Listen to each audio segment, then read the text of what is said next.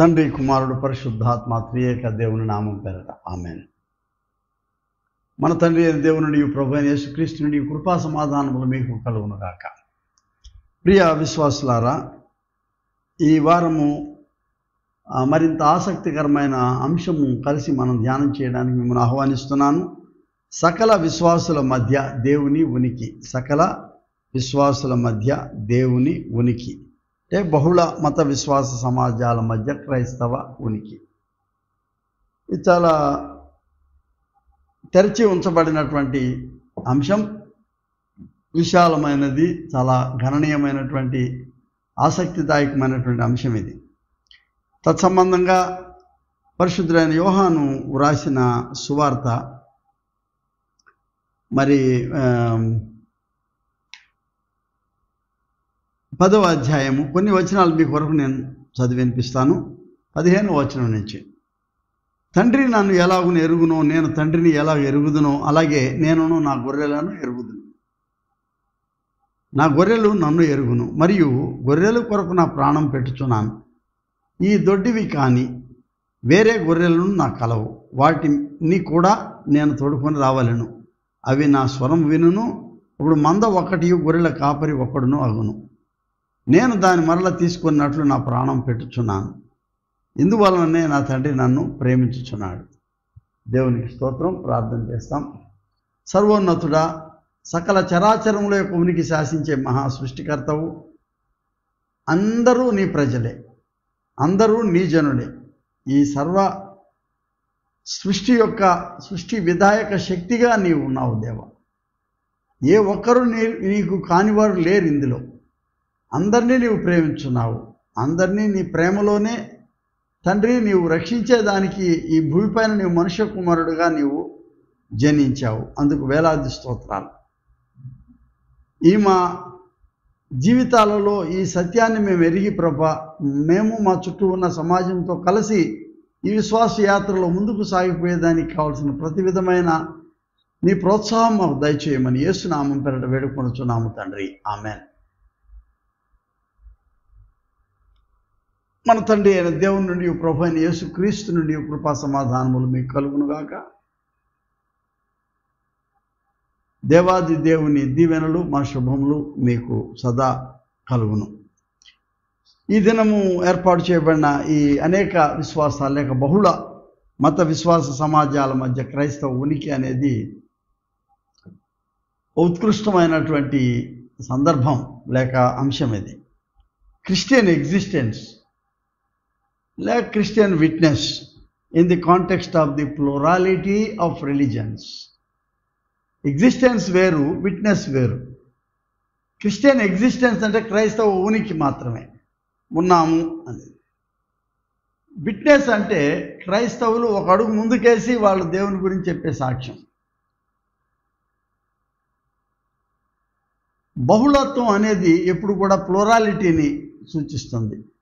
ఏక అనేక అంటే పర్టిక్యులర్ అండ్ యూనివర్సల్. పర్టిక్యులర్ అనేది నా సంబంధించినటువంటిది మాత్రమే, సబ్జెక్టివ్. ఆబ్జెక్టివ్ నా చుట్టూ ఉన్న అంతా కూడాను సంబంధించినటువంటి యూనివర్సాలిటీ. ఇందులో వైవిధ్యం ఉంటుంది, విభిన్నత ఉంటుంది. సో ఇది చాలా ప్రాముఖ్యమైనది. ఈ వైవిధ్యంలో క్రీస్తు సాక్ష్యం, క్రీస్తుతో కూడిన ఉనికి అనేది కేంద్ర బిందువుగా ఉంటే, నీ చుట్టూ పరిభ్రమించేటటువంటి ఈ యొక్క వృత్తం అంతా కూడాను నీ యొక్క పరిమళాన్ని వెదజల్లేదానికి, నీ సాక్ష్యాన్ని వెదజల్లేదానికి ఈ అంశం తోడ్పడుతుందని నేను భావిస్తూ ఉన్నాను. ఇదివరకు నేను చెప్పాను 1-2 సార్లు, మళ్ళీ చెప్తాను కొత్తగా వినేవాళ్ళకి. ఈ కలైడోస్కోప్ అనేటటువంటిది అంటే ఇది అద్దాల పరావర్తనం చెందేటటువంటిది. ఒక చిన్న క్యూబ్, దాంట్లోనే అద్దాలు చిన్న చిన్న గాజు ముక్కలు వేస్తే అవి తిరిగే కొలది చిత్రదర్శిని లేక చిత్ర వర్ణ కదంబిని అనవచ్చు మనం దీన్ని. అవి మారిపోతూ ఉంటాయి, రకరకాల రంగులు, రకరకాల. ఈ ప్రపంచంలో మానవ జాతి కూడా అంతే. ఒక భాష ఒక చోట స్థిరంగా ఉండడానికి వీలు లేదు. ఎందుకంటే అనేక భాషలు, అనేక విశ్వాసాలు, అనేక సంస్కృతులు, వీటి మధ్య నీ ఉనికిని నీవు నిర్దిష్టంగా కాపాడుకోవడం అనేది కొంచెం క్లిష్టమైన విషయమే ఇది. ఇశ్రాయేలీయులు కూడా వాళ్ళ చరిత్ర ప్రారంభించినప్పుడు, వాళ్ళ హాబీరులుగా ఉన్నప్పుడు, అంటే హెబ్రీయులుగా ఉన్నప్పుడు, వాళ్ళు ప్రారంభించినటువంటి యాత్ర 40 సంవత్సరాలు రాత్రింబగళ్ళు వాళ్ళు అరణ్యాల్లో ఎడారుల్లో నడుస్తూ ప్రయాణం చేసి అనేక దేశాలు అనేక సంస్కృతుల మధ్య నడుస్తూ వచ్చారు. వాటి మధ్య ఎన్నో హావభావాలను వీళ్ళు నేర్చుకొని ఉండొచ్చు. వాళ్ళకి తెలియకుండానే అపస్మారకంగా అన్కాన్షియస్గా వీళ్ళలోనికి వారి యొక్క సంస్కృతులు చోటు చేసుకుని ఉండొచ్చు. ఎన్నో భాషలు వచ్చేసినాయి లోపలికి ఇక్కడికి. ఫర్ ఎగ్జాంపుల్, ఇప్పుడు మన మధ్యకు వచ్చినటువంటి ఎంతో వ్యాపారానికి వచ్చినటువంటి వాళ్ళు చాలామంది ఉన్నారు. వాళ్ళు చక్కటి తెలుగు నేర్చుకున్నారు. ఇక్కడ మనం వేరే స్థలాలకు వెళ్ళినప్పుడు మనం వేరే భాష నేర్చుకుంటున్నాం. మనం ఒక రకమైన సంకలనం, చెడ్డ మాట ఏం కాదు. ఈ సంకలనం కొన్నిసార్లు మంచికే ఉపయోగపడుతుంది. ఎందుకంటే సుహృద్భావ వాతావరణానికి, ఒకరినొకరు చక్కగా ఆదరించుకోవడానికి, కొత్త సంస్కృతి, కొత్త భాష తప్పేం కాదని నేను అనుకుంటున్నాను. వీటి మధ్య మనము మన యొక్క ఉనికిని కాపాడుకోవడం అనేటటువంటిదే చాలా ప్రాముఖ్యమైనటువంటి విషయం ఇది. మనం పాత నిబంధన గ్రంథంలో యోనా చరిత్ర చూస్తాం. మనం యోనా is like a forced missionary. యోనాని వాళ్ళు దేవుడు నువ్వు వెళ్ళాయా అని చెప్పినప్పుడు యోనా ఏమి అంత తేలిగ్గా అంత ఇష్టపడి ఏమి వెళ్ళినట్టేం కనబడడం లేదు. యోనా ఎక్కడికక్కడ ఆయన తనను తాను తప్పించుకోవడానికే చూసినటువంటి వ్యక్తిగా మనం చూస్తూ ఉన్నాం. మనం అప్పుడు ఈ అసీరియా, చాలా రకాల పేర్లు, బబులోను, అకదియా, అసీరియా, ఒక్కొక్కసారి ఒక్కో పేరు దీనికి వస్తూ ఉంది. ఇవి నేటి ఇరాక్ అని చెప్పాలా. ఈ ఇరాక్లో నినివే ఇప్పటికీ ఉంది. ఆ పట్టణం, నినివే పట్టణం ఇప్పటికి కూడా it's very kind of complex city, loaded with full of cultural heritage and very strong people. వాళ్ళు చాలా తమ సంస్కృతిని ఉన్నతంగా ఎక్స్పెక్ట్ చేస్తారు. వాళ్ళు సుపీరియారిటీ కాంప్లెక్స్, వాళ్ళ కాంప్లెక్స్ మీద అప్పటికి ఇప్పటికి కూడాను. జోనా తల ఎదిలిచ్చాడు, నేను వెళ్ళనని దేవుడికి. దేవుడు ఆయన ఎందుకు వదిలిపెడతాడు, కావాలనుకుని ఏర్పాటు చేసుకున్నవాడిని. అందుకని ఇతన్ని మరలా బలవంతంగా ఇతన్ని పంపిస్తూ ఉంటే, నేను నా యూదేతరుల దగ్గర నేను పోనంటాడు. అంటే యూదులకే నువ్వు చెప్తే గొప్ప ఏముంది, యూదేతరులకు చెప్పాలి కదా దేవుడి గురించి. అందుకని అతను వినరు, నా మాట వినరు అన్నాడు. ఎందుకంటే వినే ఉంటాడు వాళ్ళ యొక్క బలమైనటువంటి సంస్కృతి గురించి. అయితే ఇతను మొత్తానికి అక్కడికి వెళ్ళడం జరిగింది. కానీ షిప్లో కూడా, ఓడలో కూడా తప్పించుకోవడానికే ప్రయత్నం చేశాడు. మనకు తెలుసు, ఇది చాలా universal story from childhood, Sunday school నుంచి. ఈ యోనా చేప కడుపులో ఆయన 3 దినాలుండి తీరా చూస్తే ఆ చేప ఎక్కడ మళ్ళీ అతను దేవుడు ఎక్కడికి నిర్దేశించాడో అక్కడే నినివే అనే స్థలానికి చేరవేయటం జరిగింది. అక్కడ గమ్మత్తు ఏంటంటే, ఇతను సువార్త చెప్తే వాళ్ళు వినరు అనుకున్నాడు. ఇతను వాళ్ళు నన్ను ఏం కొట్టేస్తారో చంపేస్తారో అనుకున్నాడు, లేకపోతే వాళ్ళు కఠినంగా ఉంటారనుకున్నాడు. తీరా చూస్తే వాళ్ళు ఇది సువార్త విని, దేవుడు నిజమైన జీవము గల యెహోవా గురించినటువంటి వార్త విన్న తర్వాత వాళ్ళలో ఒక మార్పు కనబడింది. ఏంటంటే వాళ్ళు ఉపవాసం ఉండి గోనె పట్టలు కట్టుకొని వాళ్ళు తమ యొక్క దీక్షను ప్రకటించడానికి వాళ్ళు ఇష్టపడినటువంటి విషయాన్ని మనం చూస్తున్నాం. యోనా 3:9 చూస్తున్నాం. పరితపించారు వాళ్ళు, పశ్చాత్తాపడ్డవారు వాళ్ళు. ఇది ఆశ్చర్యం కలిగజేసింది యోనాకి. వీటిలో ఏమున్నదంటే, నెంబర్ 1, గాడ్స్ ఎన్లార్జ్డ్ విషన్, అంటే విస్తరించినటువంటి విశాల దృక్పథం దేవుడిది. ఎందుకు ఇశ్రాయేలీయులు ఒక్కడే కాదు రక్షణ పొందాల్సింది, సర్వమానవాళి రక్షణ చెందాలి. అక్కడ అప్పుడుకున్న బలమైనటువంటి సంస్కృతి, బలమైన దేశం బబులోను లేక అసీరియా. కాబట్టి వాళ్ళు రక్షణ పొందాలనేది దేవుని యొక్క ఆలోచన.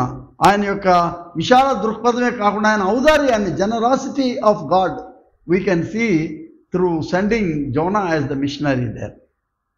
తర్వాత ఇంకోటి ఏమొస్తుందంటే, అక్కడ యోనా విషయంలో చాలా ఆశ్చర్యం, ఇకలాజికల్ కన్సర్న్ ఉంది. అక్కడ చెట్టు పాదు పాకడము, పావు ఎండిపోవడం ఇవన్నీ చూసి ఆయన నేర్చుకోవాల్సింది ఏంటంటే, God is God of nature, God of ecology.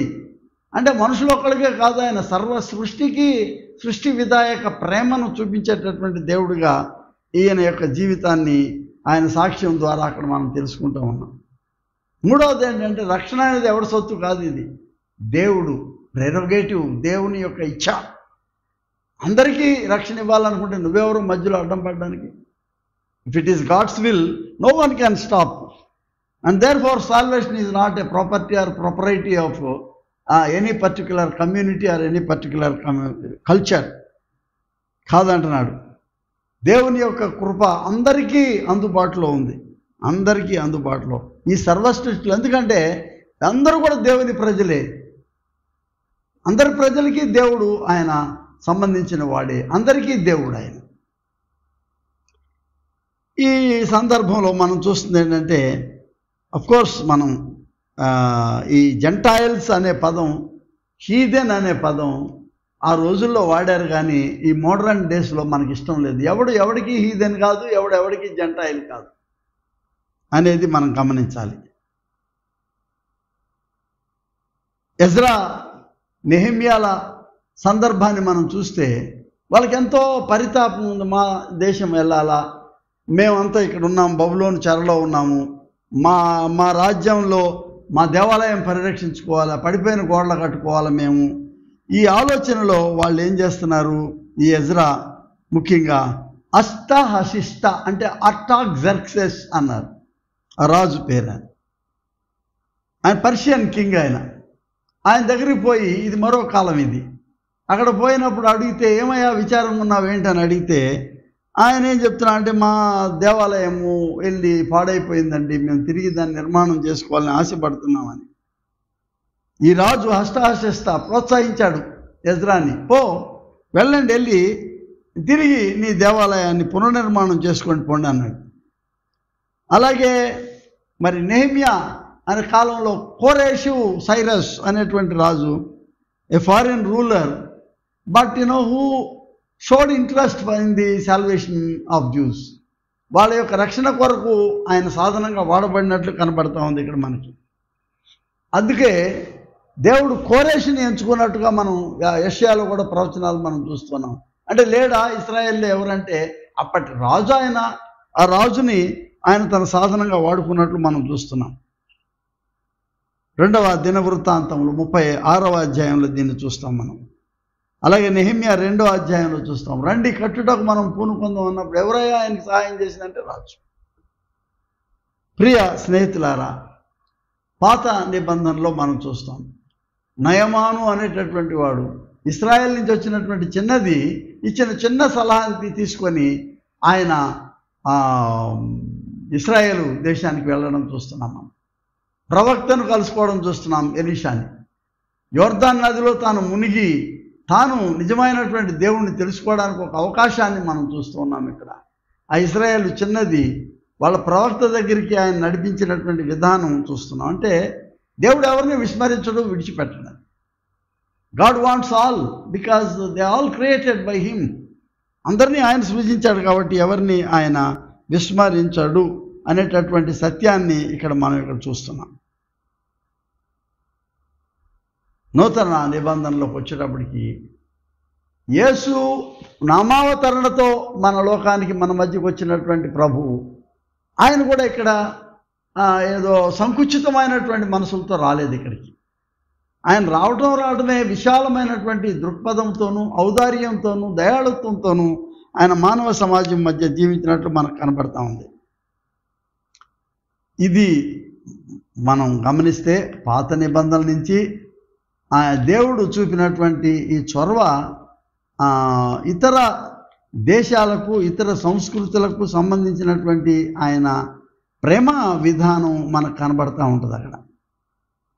అతని పక్షమున జనులను జయించుటకు నేను అతని కుడి చేతిని పట్టుకొని ఉన్నాను, రాజుల నడికట్లను విప్పెదను, ద్వారమందు అతని ఎదుట వేయకుండా తలుపులను తీసేదను, యెహోవా తాను అభిషేకించిన కోరేషు గురించి సెలవిచ్చున్నా. అంటే అంత అవసరమా కోరేషు గురించి ప్రవచనం చెప్పేది?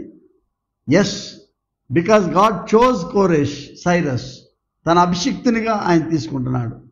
అటువంటిది నూతన నిబంధనలో ప్రభు అయిన యేసుగా ఆయన వచ్చినప్పుడు ఆయన కూడా చూపించినటువంటి ఈయన ప్రేమ విధానాన్ని మనం చూస్తూ ఉన్నాం. ఇక్కడ ఆయన ఈ సెంచూరియన్ అతని శతాధిపతి అతని గృహానికి ఈయన వెళ్ళడం, ఆయన యొక్క సర్వెంట్ని ఆ దాసురాల్ని కపెర్నహూములో ఆయన తాకడం, అదంతా కూడా లూకాసు వార్త 7వ అధ్యాయము ఆ తాకినటువంటి ఈ ఘట్టాన్ని చూస్తే ఎందుకు ఆయన అక్కడికి వెళ్ళాలి?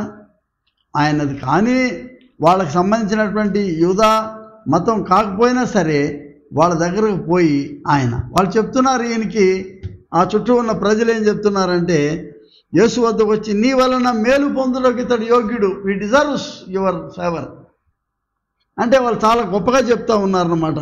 మన జనులను ప్రేమించి మనకు సమాజ మందిరము తానే కట్టించినని ఆయనతో చెప్పి మిగిలిన బతుమాలుకున్నది.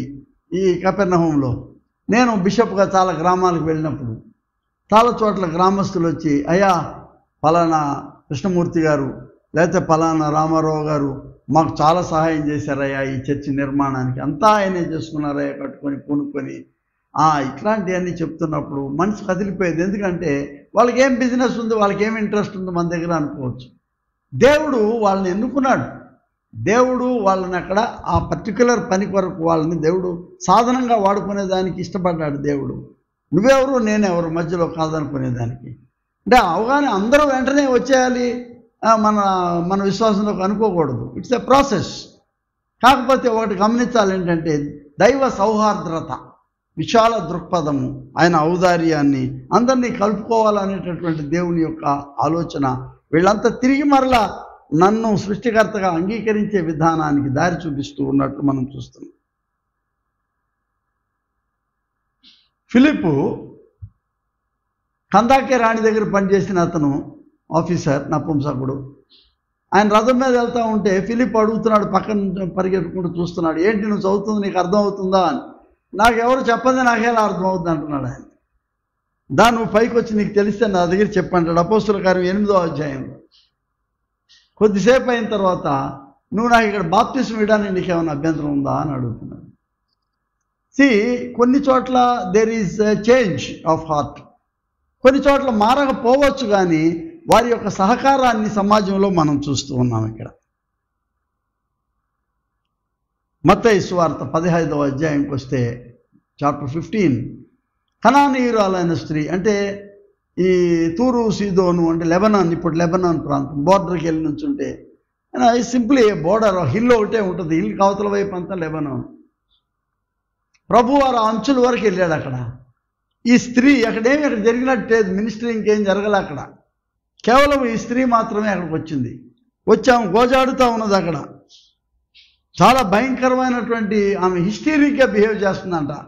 మత్తయి సువార్త 15వ అధ్యాయంలో చూస్తే ఆమె ఒక వెర్రిదానిలాగా గట్టిగా అరుచుకుంటూ ఆయన దగ్గరకు వచ్చి అడుగుతుంది, ప్రభువా దావీదు కుమారుడా నన్ను కరుణింపు, నా కుమార్తె దయ్యం పట్టి బహు బాధపడుచున్నది. ఒక అన్యురాలు ఈయన దావీదు కుమారుడుగా గుర్తించింది, ఒక అన్యురాలు ఈయన ఒక మెస్సయ్యగా గుర్తించింది, ఒక అన్యురాలు ఈమెను దేవుని చేత పంపబడినటువంటి అభిషిక్తునిగా ఈయన గుర్తించి అడుగుతూ ఉంది, నా కుమార్తె దయ్యం పట్టి బహు బాధపడుచున్నదని. వాళ్ళు అంటారు, ఈమె ఊరికే కేకలేస్తుంది, అల్లరి చేస్తుంది, చాలా డిస్టర్బ్ చేస్తుంది, మనకెందుకు వెళ్ళిపోదాం, ఈమెను పంపివేయమని ఆయన శిష్యులు చెప్తే ఆయన అన్నాడు, ఇశ్రాయేలు ఇంటి వారై నశించిన గొర్రెల యొద్దకే కానీ మరి ఎవరి వద్దకు నేను పంపబడలేదని ఆమెతో చెప్తున్నాడు. అప్పుడు ఆయనకు మొక్కి ఏమంటుంది, ప్రభువా నాకు సహాయం చేయము, పిల్లల రొట్టె తీసుకొని కుక్క పిల్లలు వేయటం యుక్తం కాదని ఆయన చెప్పిన మాటకు జవాబు, నిజమే ప్రభువా, తమ యజమానుల బలం మీద నుండి పడు ముక్కలు తినను కదా అని చెప్పాను. అందుకే యేసు, అమ్మ నీ విశ్వాసము గొప్పది, నీవు కోరినట్లే నీకు అవునుగా కానీ ఆమెతో చెప్పిన ఆ గడియలో ఆమె స్వస్థపరచబడిను. హల్లెలూయా. అంటే రక్షించ నేరకై ఉండినట్లు ఆయన హస్తము కురుచ కాలేదు అనే ప్రవచనం ఉంది. ఆయన ఈ లోకానికి వచ్చిందే రక్షించడానికి, ఆయన ఈ లోకానికి వచ్చిందే మనల్ని స్వస్థపరచడానికి, ఆయన ఈ లోకానికి వచ్చిందే మన గాయాలు మాన్పడానికి. ఏముంది నజరేత్ మేనిఫెస్టో ఏంటి అక్కడ? లూకాసు వార్త 2వ అధ్యాయం చూడండి. అక్కడ వారి యొక్క ప్రభు యొక్క మేనిఫెస్టో ఏం చెప్తున్నాడు ఆయన? ఎవరు? సిమియోన్ అనే అతను 29వ వచనంలో, నాదా ఇప్పుడు నీ మాట చొప్పున సమాధానంతో నీ దాసుని పోనిచ్చున్నావు, అన్యజనులకు నిన్ను బయలుపరచుటకు వెలుగు. అన్యజనులకు you are the light of not only to Jews but also to all the people. సర్వమానవాళికి వెలిగించేదానికి నిన్ను నేను దేవుడు ఆయన ఎంచుకున్నట్లు మనం చూస్తూ ఉన్నాము. అలాగే నజరేత్ మేనిఫెస్టోలో చూస్తాం. నజరేతు ఆయన సేవా పట్టిక ప్రణాళికలో ఏం చెప్తున్నా అంటే, ప్రభు ఆత్మ నా మీద ఉన్నది, బేదలకు సువార్త ప్రకటించుటకు నన్ను అభిషేకించాను, చెరలో ఉన్న వారికి విడుదల, గుడివారికి చూపు, నలిగిన వారిని విడిపించుట, ప్రభు హితవచనం ప్రకటించుటకు ఆయన నన్ను పంపిన. ఎక్కడన్నా యూదులు కానీ రాసి ఉందా? లేదు కదా. అక్కడ ఉన్నది అంటే అక్కడ రిలీజన్ ఏంటంటే బేదలు, చెరలో ఉన్నవారు, గ్రుడ్డివారు, నలిగిన వారు, వాళ్ళకి ఆయన వచ్చానని చెప్తున్నారు ఇక్కడికి. కానీ యూదుల కొరకు వచ్చాననే మాట అక్కడ మాట్లాడడం లేదు. The universality of the love of God, దేవుని యొక్క ప్రేమ సార్వత్రికతను అక్కడ మనం చూస్తూ ఉన్నాం. మనం ఇవాళ బహుళ విశ్వాసాల మధ్య బ్రిటిష్ రోజుల్లో భారతదేశంలో మనం పాలన చేసినప్పుడు మన మిషనరీలు, కొంతమంది స్థానిక ఉపదేశకులు ఎక్కడి నుంచి ప్రారంభించాలా అంటే రామమందిరం దగ్గరికి వెళ్దామండి, అక్కడి నుంచి ప్రారంభిద్దాం. ఎందుకట? అది ఆ రోజుల్లో అది ఒక రకమైనటువంటి దాన్ని ఏమనాలో తెలియట్లే, ఏం పేరు పెట్టాలో. అక్కడికే ఎందుకు వెళ్ళి చెప్పాలా? నువ్వు వీధుల్లో తిరుగు, చెప్పు, బాగానే ఉంది. కానీ ఒకళ్ళు ఆరాధన చేసుకునే స్థలం దగ్గరిపోయి అక్కడి నుంచి ప్రారంభించాలనేటటువంటి ఆ ఆలోచన నాకు ఇప్పటికీ అర్థం కాదు. నేను కూడా చేశాను ఆ పని. నేను ఆంధ్ర క్రైస్తవ వేదాంత కళాశాలలో ఉన్నప్పుడు లెక్చరర్గా ప్రీచింగ్ టూర్కి వెళ్ళినప్పుడు స్టూడెంట్స్ని కోవలి, దోసపడ అనే గ్రామాల నుంచి ఎక్కడి నుంచి మొదలు పెడదామంటే అక్కడి నుంచి మొదలు పెడదాం అంటే అదొక ఇవాంజలిస్టిక్ ఫెర్వర్ అందామా, సౌవార్తిక ఉద్విగ్నత, లేక అదో రకమైనటువంటి అత్యుత్సాహము అనేటువంటిది మనం చూడాలి. అంటే ఏంటి? ఆశ, సువార్తగా చెప్పేసేయాలనేటువంటి ఆశ. అక్కడి నుంచి ప్రారంభిద్దామని. ఇక్కడ మన పేటలోనూ మన పల్లెల్లోనూ రక్షణ పొందిన వాళ్ళు చాలామంది ఉంటారు, కానీ అక్కడి నుంచే ప్రారంభించాలనేది. చాలాసార్లు నిజమే. నా ప్రాముఖ్యమైన అంశం ఏంటంటే ఇక్కడ నువ్వు చెప్పినా చెప్పకపోయినా అన్వేషణ అనేది దేవుడు కలుగు చేశాడు మన మానవుల. It's a search for the truth. ఒక సత్య దేవుణ్ణి తెలుసుకోవాలనేటువంటిది. అందుకనే ఆది దినాల నుంచి ఋషులు, మునిపొంగవులు వాళ్ళు చేసిన ప్రార్థన అసతోమ సద్గమయ, అసత్యం నుంచి మమ్ము సత్య మార్గంలో నడిపించు, తమ సోమ జ్యోతిర్గమయ, అంధకారం నుంచి మమ్మను వెలుగులోనికి నడిపించు, మృత్యోర్మ అమృతంగమయ. ఈ మరణం అనేది ఇట్స్ ఎన్ ఇన్ఎవిటబుల్ థింగ్. దీని నుంచి మమ్మను అమృతతుల్యమైనటువంటి ఆ యొక్క మరణము లేని స్థితిలోనికి మమ్మల్ని నడిపించు అని వాళ్ళు ప్రార్థనలు చేసుకున్నారు. దానికి తగిన రీతిగా జవాబుగా ప్రభు వచ్చాడు, నేనే మార్గమును, నేనే సత్యమును, నేనే వెలుగును, నేనే జీవమును, నేనే పునరుత్థానమును అని చెప్తా ఉంటే ప్రభువు, అది వాళ్ళకి ఎంత అర్థమైందో తెలియదు కానీ, but that is the answer given. Not a forcible answer, but this is just an answer. ఈ అన్వేషణలో వాళ్ళు తెలుసుకోదగినటువంటి సత్యం. యోహాను సువార్త 12వ అధ్యాయంలో కొంతమంది హెలెనీ గ్రీకు వాళ్ళు వచ్చి వాళ్ళు ఏమన్నా, మేము యేసుని చూడగోరుచున్నాము. ఎవరిని పిలిచారో వాళ్ళని? ఎవరు పిలవలేదు వాళ్ళని. They themselves heard about him and his ministries. వాళ్ళు వచ్చారు, మేము యేసుని చూడగోరుచున్నాము. అఫ్కోర్స్ గ్రీకులకి ఎప్పుడు కూడా ఏదో కొత్త విషయం తెలుసుకోవాలనే ఆలోచన ఉంటుంది. అదొక దుగ్ధ. అదేంటంటే ఇదో ఇక్కడ ఏదో జరుగుతూ ఉంది, యేసు అని ఆయన వచ్చా అంట అదేదో చేస్తున్నాడు, ఉపమానాలు చెప్తున్నాడు, స్వస్థతలు, అదొక ఆశ. కానీ ఇన్హెరెంట్ లోపల నుంచి, హృదయం లోపల నుంచి ఒక ఆశ కలుగుతుంది. అక్కడ ఏంటంటే మేము యేసుని చూడగోరుచున్నాం అనేటువంటిది అన్వేషణ. ఇది ఇక్కడ కొత్త ఏం కాదు. జ్ఞానులు, ఖగోళ శాస్త్రజ్ఞులు వాళ్ళు ఎక్కడెక్కడి నుంచో, వాళ్ళు కలిసేమీ హ్యాపీ ట్రిప్గా రాలేదు ఇక్కడికి. ఎక్కడెక్కడి నుంచో వచ్చారు. పర్షియా నుంచి ఒకడు వచ్చాడు, మరి చాలామంది చెప్పేది ఇండియా నుంచి ఒక ఆయన ఉన్నాడని, గ్రీస్ దేశం నుంచి ఒకడు ఉన్నాడని. ఎక్కడి నుంచి అన్నా రానియండి, వాళ్ళు ఒక చోట నుంచి కలిసి రాలేదు, లేదు టూర్కి వచ్చినట్లు. వాళ్ళు బంగారము, సామ్రాణి, బోళము, ఈ బహుమానాలు తీసుకొని ఆ అద్వితీయమైన నక్షత్రం ఎక్కడుందో అక్కడికి వెళ్ళాలి. ఎందుకంటే ఒక రాజు పుట్టాడు అక్కడ, ఆ రాజును చూడాలి మనం. ఆ రాజును చూడడానికి వెళ్తున్నారు తూర్పు దిక్కున. వాళ్ళకి తూర్పు దిక్కు అది. అన్వేషణ. ఈ అన్వేషణలో చాలామంది ఈ లోకంలో మునులు, ఋషి పుంగవులు చాలామంది ఆశపడ్డారు. చాలామంది ఈ విషయంలోనూ మేము నిజమైన దేవుణ్ణి తెలుసుకోవాలనేటువంటి ఈ పరుగు పందెంలో ఎంతోమంది యేసు దగ్గరకు వచ్చారు. సాధు సుందర్ సింగ్, బ్రదర్ భక్త సింగ్, మరి ఇట్లాంటి వాళ్ళు చాలామంది తెలుసుకున్నారు, యేసుని గురించి తెలుసుకొని. పండిత రామాబాయ్, నెహమియా గోరే, కేశవ్ చంద్రసేన్, ఇటువంటి గొప్ప గొప్ప వాళ్ళు, బ్రహ్మ బాంధవ్ ఉపాధ్యాయ్, ఇటువంటి వాళ్ళు యేసుని ఎరిగి, అంటే నిజం చెప్పాలంటే ఎవరు పుట్టు క్రైస్తవులు కాదు ఈ దేశంలో. ఈ మోడర్న్ ప్రొటెస్టాంట్ మిషన్స్లో 200 సంవత్సరాల లోపే కదా అని వాళ్ళు తెలుసుకోగలిగింది యేసును.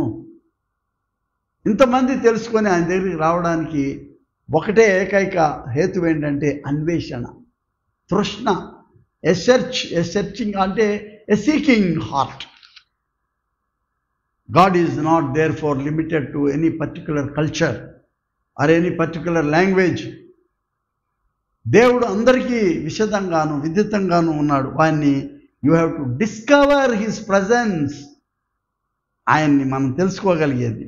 God is no monopoly here because he belongs to all. ఆయన అందరికీ సంబంధించిన వాడు. అపోస్తలుల కార్యం 10వ అధ్యాయం యేసుక్రీస్తు అందరికీ ప్రభు. అదొక సౌవార్తిక ఉత్సాహంతో చెప్పుకున్నటువంటి పదం అపోస్తలుల కార్యంలో. కానీ నువ్వు చెప్పినా చెప్పకపోయినా రాజులు నీ వైపు పరిగెత్తుకొని వచ్చేస్తున్నారు, అన్యజనులు ప్రవాహం వలె వచ్చేస్తున్నారు అని ఉంటుంది దావీదు కీర్తన. అన్యజనులు ప్రవాహం. యోహాను సువార్తలో అంటాడు, I'm the light of the world. నేను ఈ లోకమునకు వెలుగును. నన్ను వెంబడించేవాడు చీకటిలో నడువక కదా, దేవుని వెలుగులో ఆయన నడుస్తున్నాడు. I'm the light of the world and he came as the light of the nations. సమస్త జాతులకు, సమస్త దేశాలకి ఆయన దేవుడు, ఆయన వెలుగుగా ఈ లోకానికి వచ్చాడు ఆయన. ప్రియ స్నేహితులారా, మనం ఇంత గొప్పగా మనం ఈ విశేషాన్ని, సత్యాన్ని గురించి మాట్లాడుతున్నాం. ప్రపంచంలో భయంకరమైన 2 యుద్ధాలు జరిగింది. మొదటి ప్రపంచ యుద్ధం, రెండవ ప్రపంచ యుద్ధం. దేని కొరకు జరిగినాయి అర్థం కాల. మతాల కొరకు జరగలేవి అక్కడ. అదొక రాజకీయమైనటువంటి ఆ బలాన్ని సంపాదించుకోవడానికి. ప్యాక్స్ రోమానా, మా రోమ్తో ఉన్న వాళ్ళే మీకు రక్షణ ఇస్తాం, మేము మిగతా వాళ్ళందరి మీద మేము యుద్ధం చేస్తామని. ఇవాళ ప్యాక్స్ అమెరికానా, అమెరికాతో ఉంటేనే నీకు సేఫ్టీ, లేకపోతే మీకు ఏదైనా ఇబ్బంది ఉంటే మేము నీతో ఉండము అని చెప్పడం. అని ఇంకా ఎన్నో వస్తాయో తెలియదు మనకి. The brutality of the concentration camps కదా, నాజీ సమ్మానం. 3 మిలియన్ల ప్రజలు ఒకే దినాన 30 లక్షల మందిని తుదముట్టించాడు ఆయన, హిట్లర్ గారు. హోలోకాస్ట్ అంటారు దాన్ని. హిరోషిమా నాగసాకిలో జరిగినటువంటి అతి భయంకరమైనటువంటి మానవ నాశనము అనేటువంటిది చరిత్రలో ఇవన్నీ కూడాను మరువలేనటువంటి మచ్చలుగా ఉండిపోయింది ఇక్కడ. ఇందులో మతం లేదు, ఏమీ లేదు. దేని కొరకయ్యా అంటే ఏదో వాళ్ళు గొప్పతనాన్ని బయటికి తీసుకురావడానికి. మర్సిలెస్ ఎథనిక్ క్లెన్జింగ్, మా జాతిని మేము శుద్ధీకరణ చేసుకునేదానికి.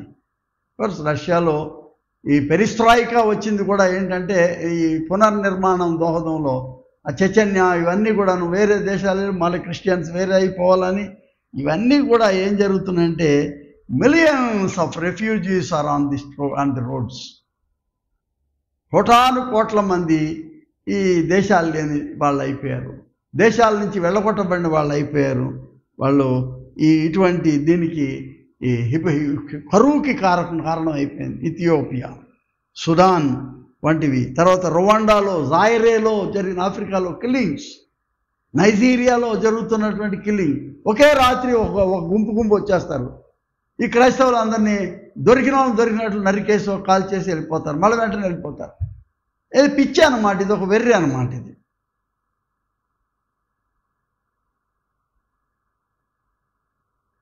ముంబైలో హోటల్ తాజ్లో జరిగినటువంటిది ఏంటది మారణ కాండ అదంతా. కానీ దేవుడు పేతురుకు ఒక దర్శనం ఇస్తున్నాడు. అపోస్తలుల కార్యం 10వ అధ్యాయంలో ఒక పెద్ద దుప్పటి మీద అనేక రకాల ఆ జంతు సముదాయాన్ని పెట్టాడు అన్నాడు. చంపుకొని తినాయా అంటున్నాడు. ఈయనొక సనాతనమైన యూదుడైన, ఎంత పల్లె చేపలు పట్టే అలవాటు ఉన్నా కూడా సనాతనుడైన వాడు నేనే ఇలా చంపుకుంటాను, నేను చంపను అంటున్నాడు ఆయన. నేను చంపను అంటున్నాడు ఆయన. కానీ మరలా రెండోసారి, మరలా మూడోసారి there is an inherent lesson, motive here. ఎందుకు కింద ఒక ఆయన వెయిట్ చేస్తున్నాడు నీ కొరకు, యొప్పే నుంచి వచ్చాడు ఒక ఆయన, అక్కడికి వెళ్ళాలి నువ్వు అని.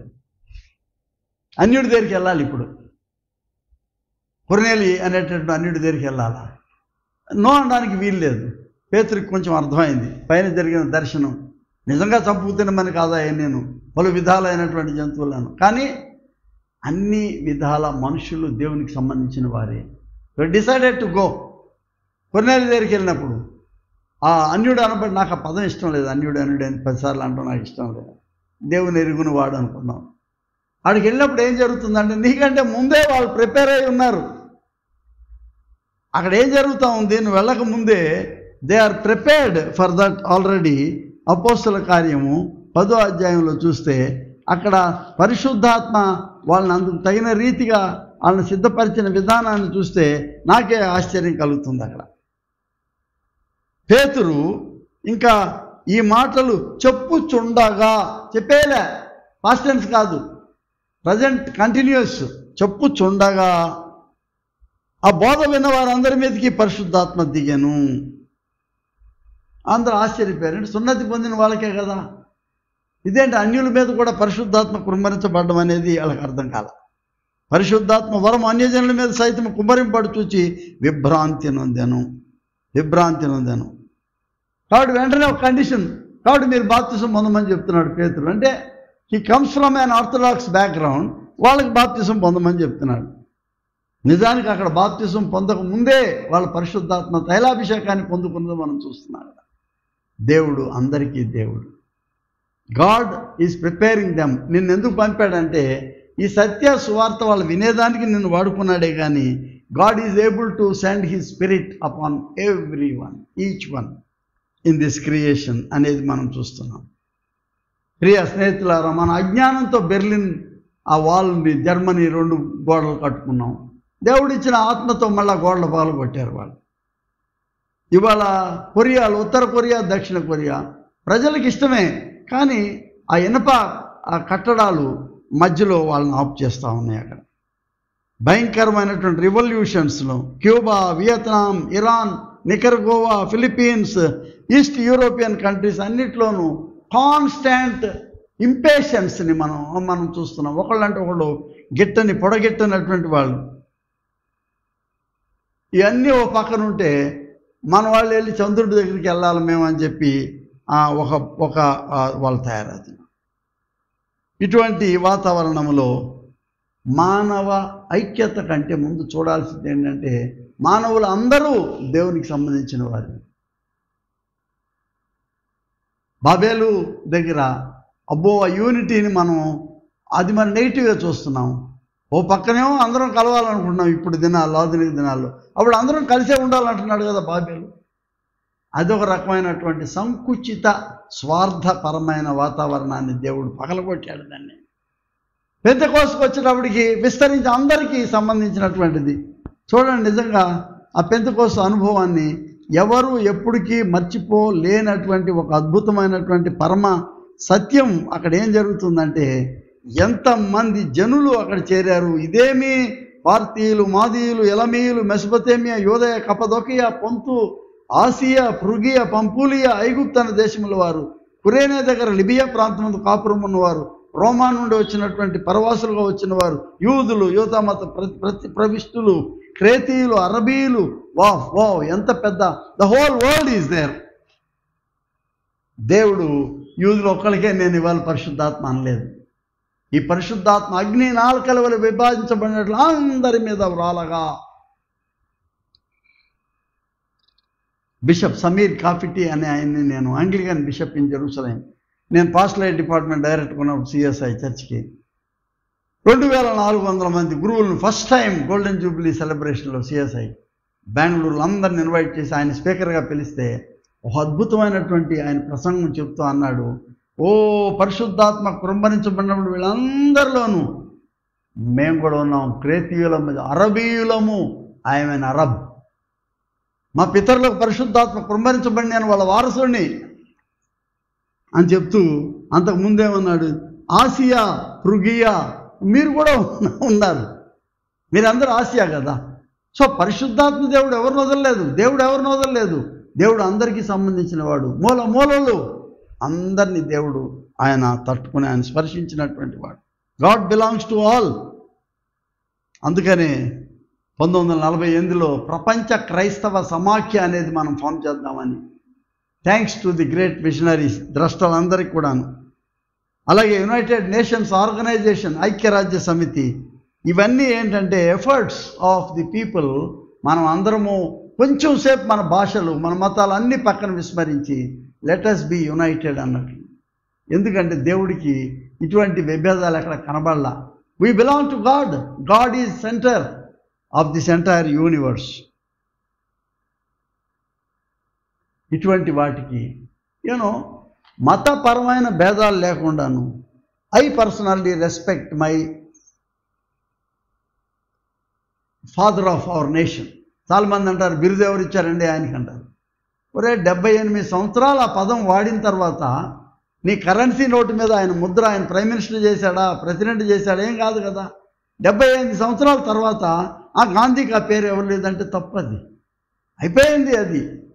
ఆయన కన్యాకుమారి నుంచి టిబెట్ వరకు కాళ్ళకి చెప్పులు లేకుండా బట్టలు లేకుండా తిరిగినటువంటి ఒక మహా మనీషిని ఇవాళ తూలనాడడానికి కుదరలేదు. దేశ స్వాతంత్ర్యం కొరకు, దేశ ప్రజల ఐక్యత కొరకు ఆయన మహాత్మా అనే బిరుదిచ్చాడు. ఆయన ఎవరు, రవీంద్రనాథ్ ఠాగూర్ పిలిచాడని మహాత్మా అని.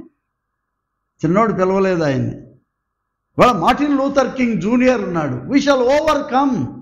ఖాళీ నడకన 2 మహాపట్టణాల మధ్య నడిచి పెద్ద ఉద్యమం చేసినటువంటి వ్యక్తి, అమెరికాలో నల్లజాతి పౌరుల కొరకు తన ప్రాణాలు బాసినటువంటి ఇంకో మహాత్ముడు ఆయన Mahatma Martin Luther king junior అనాలి ఆయన. ఓ మదర్ టెరెసా, ఓ నెల్సన్ మండేలా 24 సంవత్సరాలు ఒక చెరసాల్లో ఉన్నాడు. ఆ దేశం యొక్క ఆ ఇనప కట్టడాలను తెంచుకొని బయటికి రావడం కొరకు చేసిన ఉద్యమంలో. These are great people. అందరూ క్రైస్తవులే కాదు, అందరూ యూదులే కాదు, అందరూ ఈ మతం ఆ మతం.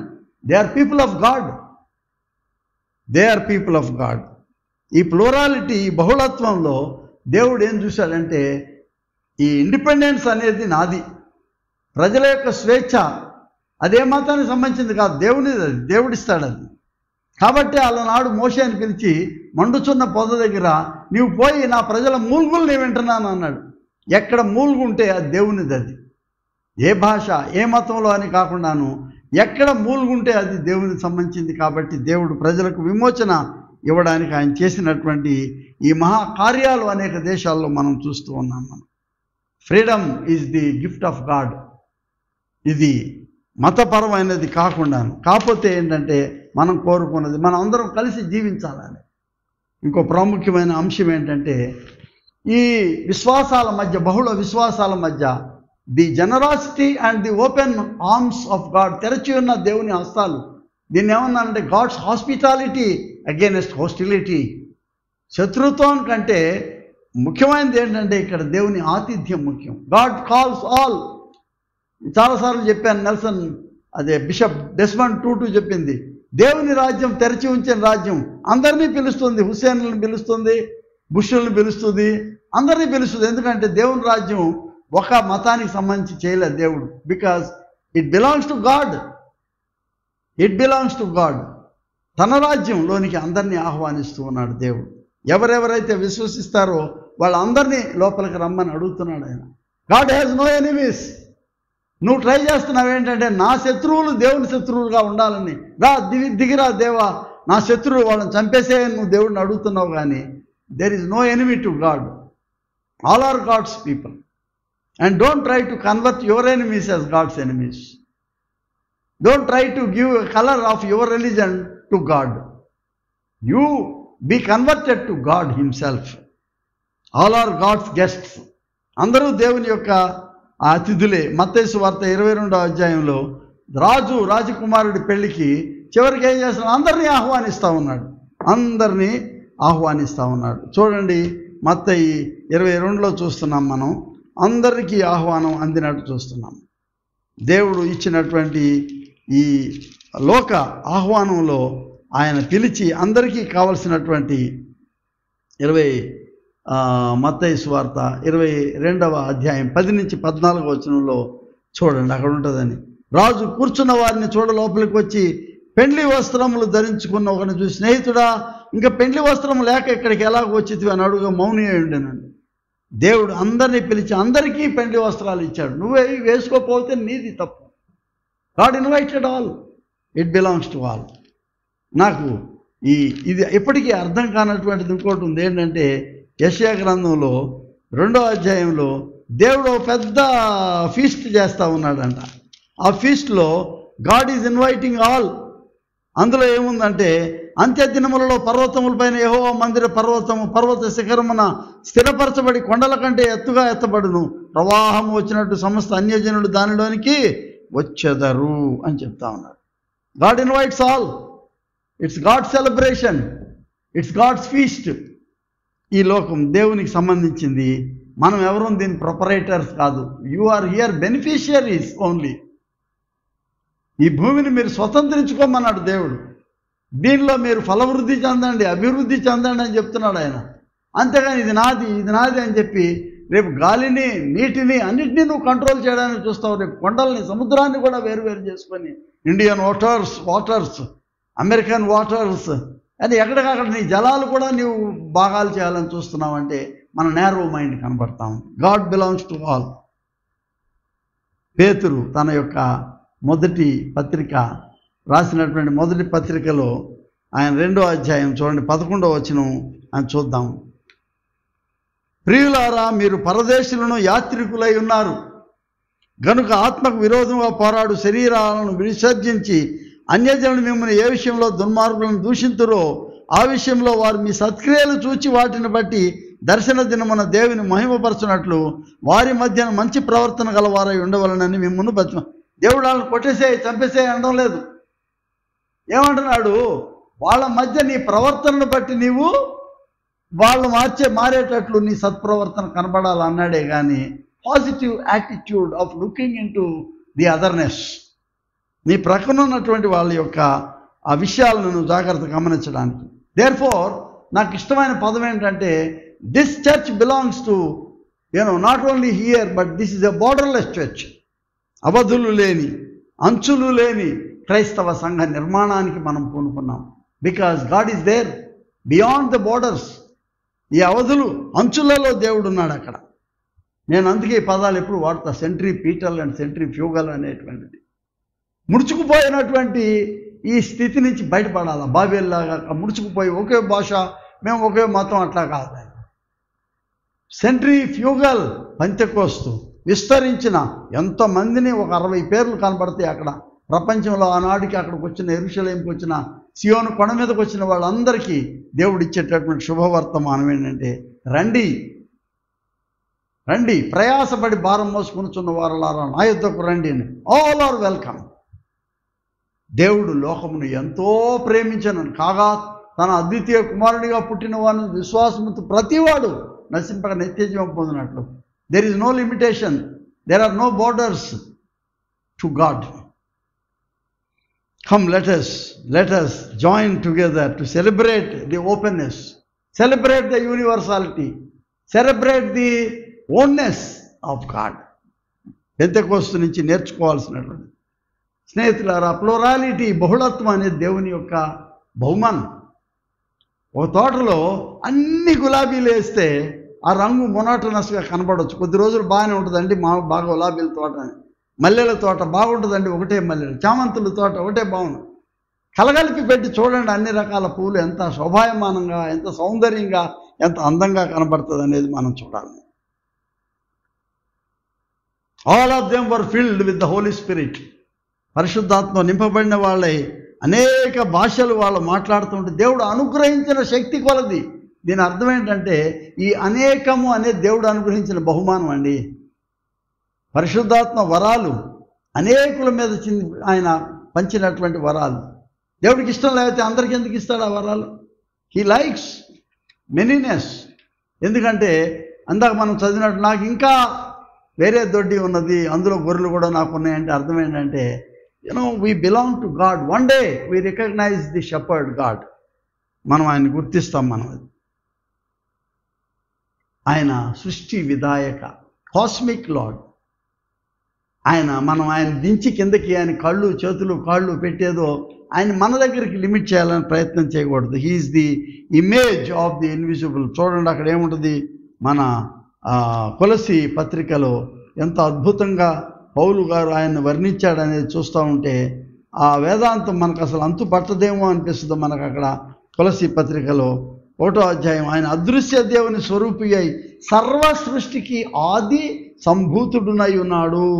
అంత చదివి ఆయన అన్నిటికంటే ముందున్నవాడు, ఆయనే సమస్తమునకు ఆధారము అని చెప్తున్నాడు. దాని అంతటికీ ఆయనే ఆధారం అని చెప్తా ఉన్నాడు. కాస్మిక్ లార్డ్, సృష్టి విధాయకమైనటువంటి శక్తి. ఫిలిప్పీ 2వ పత్రికలో ఇంకో మాట ఆయన మాట్లాడుతున్నాడు ఏంటంటే, ఇక్కడైతే 2వ అధ్యాయం చూడండి మీరు, ఒక స్థితికి వచ్చేటప్పటికి ఆయన పరలోకముందు ఉన్నవారిలో కానీ, భూమి మీద ఉన్నవారిలో కానీ, భూమి క్రింద ఉన్నవారిలో కానీ ప్రతి వాని మోకాలు యేసునామమును వంగునట్లు ప్రతి వాని నాలుకయు తండ్రి అయిన దేవుని మహిమార్థమై యేసు క్రీస్తు ప్రభు అని ఒప్పుకున్నట్లు దేవుడు ఆయనను అధికంగా హెచ్చించి ప్రతి నామమునకు పై నామము ఆయనకు అనుగ్రహించును. There is no other name except the name of Christ. Jesus the Christ, Jesus the Lord, the cosmic Lord, సృష్టి విధాయక శక్తి. నువ్వేం వరి అవ్వమాక. ఆయనే పిలుచుకుంటాడు, ఆయనే ఆకర్షించుకుంటాడు, ఆయనే తన కేంద్రితంగా తన ప్రజలందరినీ తన రాజ్యానికి ఆహ్వానించుకుంటాడు. నీవు చేయాల్సినటువంటి మంచితనం, నీవు చేయాల్సినటువంటి నీ సత్ప్రవర్తన, నీవు చూపాల్సినటువంటి నీ యొక్క ఓర్పు ఓదార్పు, ఇవన్నీ కూడా చూపించగలిగితే నీ విట్నెస్ నువ్వు ఇచ్చేసే చాలు. నీ ప్రబోధంలో, నీ సువార్త ప్రకటనలో నీవు చూపించాల్సిన సత్ప్రవర్తన మార్గదర్శిగా చూపించు. మిగతా దేవుడు చూసుకుంటాడు.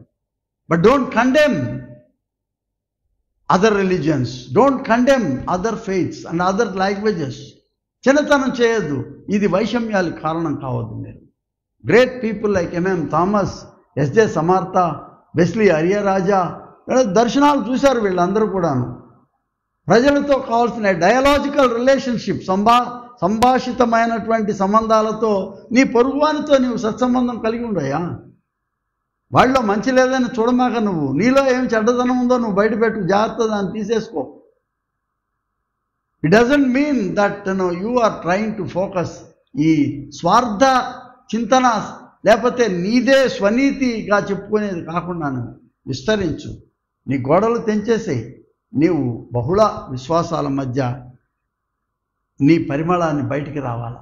ఈ పరిమళాన్ని బట్టి ఆటోమేటిక్గా అందరూ ఇటువైపు ఆకర్షితులవుతారని నేను మనస్పూర్వకంగా చెప్తా ఉన్నాను. Every tongue will kneel before Christ. క్రీస్తు కేంద్రితమైనటువంటి ఈ రాజ్యము వైపు అందరూ వస్తారు. కానీ నువ్వేం వరి అవసరం లేదు దాని గురించి. You don't try to build the walls.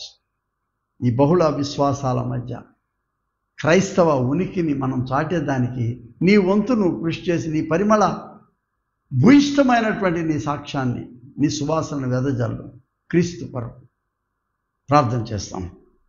అతి పరిశుద్ధుడైన తండ్రి, నీవు బాలుడిగా పుట్టినప్పుడు జ్ఞానులు వచ్చారు. వాళ్ళేం యూదులు కాదు.